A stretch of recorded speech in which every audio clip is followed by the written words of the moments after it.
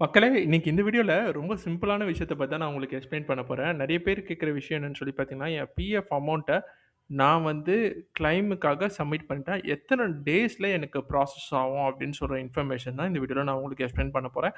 So ரெடியா இருந்துங்க. என்னென்ன விஷயத்துக்கு எவ்வளோ டே ஆகும் அப்படின்னு சொல்லி எல்லாருக்குமே புரியிற மாரி ரொம்ப சிம்பிளா நான் எக்ஸ்ப்ளைன் பண்றேன். ஓகேவா?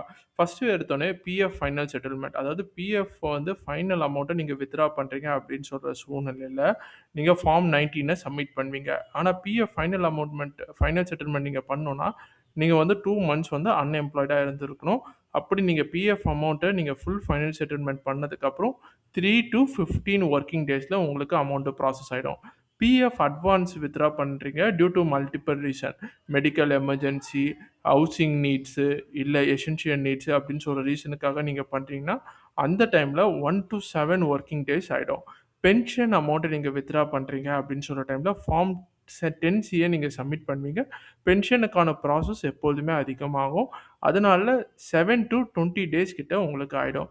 மந்த்லி பென்ஷன் பார்த்தீங்கன்னா, மாசம் மாசம் வர பென்ஷன் அமௌண்ட்டுக்கு நீங்க ஆப்ட் பண்றீங்க. ஃபார்ம் 10டி சப்மிட் பண்றீங்கன்னா, அந்த டைம்ல 15-13 டேஸ் ஆயிடும். பிஎஃப் ட்ரான்ஸ்ஃபர் பண்றீங்க.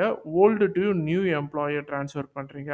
Transfer of PF account from old to new employer அப்படின்னு சொல்ற சூழ்நிலையில 7-30 டேஸ் ஆயிடும். ஓகேவா? அதுக்கப்புறம் ஆட்டோ செட்டில்மெண்ட். இப்ப இத வந்து ரீசென்ட்டா கொண்டு வந்திருக்காங்க. ஆட்டோ செட்டில்மெண்ட் வந்து அட்வான்ஸ்க்காக நீங்க பண்றீங்க அப்படின்னு சொல்ற டைம்ல, ரொம்ப சிம்பிளா பண்ணணும்னு சொல்றதுனால, ஒரு ஃபியூ ஹவர்ஸ்லேருந்து மினிமம் 3 டேஸ்ல உங்களுக்கு ப்ராசஸ் ஆயிடும். இந்த அமௌண்ட்ட வந்து இப்ப ரீசென்ட்டா வந்த இதுபடி ₹5,00,000 கிட்ட நீங்க பண்ணலாம் அப்படின்னு சொல்லியிருக்காங்க.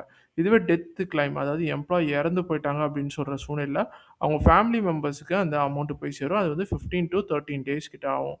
இடிஎல்ஒய் எம்ப்ளாயி டெபாசிட் லிங்க் இன்சூரன்ஸ் அப்படின்னு சொல்லுவாங்க. அதுவும் வந்து தவறுதலா இறந்து போன எம்ப்ளாயிக்கு இன்சூரன்ஸ்லேருந்து அமௌண்ட் ப்ராசஸ் பண்ணுவாங்க. அதுக்கும் வந்து 15-30 டேஸ் ஆயிடும். ஜாயிண்ட் டிக்ளரேஷன் அதாவது ப்ரொஃபைல்ல கரெக்ஷன் இருக்கு அப்படின்னு சொல்ற சூழ்நிலையில, உங்களோட நேம் மாத்தணும், பேங்க் அக்கவுண்ட் டீட்டெயில்ஸ் மாத்தணும்னு சொல்ற சூழ்நிலையில 7-30 வொர்க்கிங் டேஸ் ஆயிடும். கேஒய்சி அப்படின்னு சொல்லுவாங்க. அதாவது நோ யுவர் கஸ்டமர் அப்படின்னு சொல்லி.